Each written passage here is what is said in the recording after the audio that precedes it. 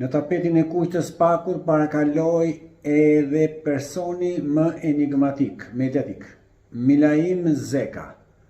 Dyshoi për ato kasetat e luftës që ai kërkon t'i shes.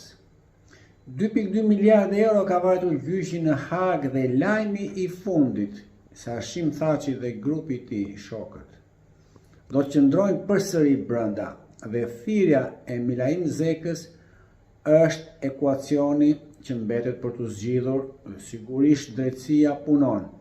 Edhe pse jemi gazetar, vjen një moment që burimi i informacionit kur nuk konvenon dhe është antipatriotik, antikombëtar, është spionlik, është pazarllëk në kurisë të jetës të dëshmojë të dheut tënd, sigurisht misioni i gazetarit të kthehet në turpin tënd, jo në krenarin tënde.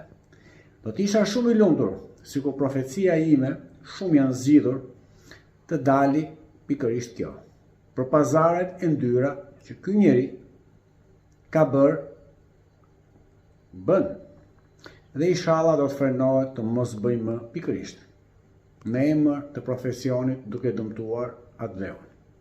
Ne të presim të rejat e fundit sepse jam shumë kurioz për të temë. Do të flas edhe më vonë për gjëra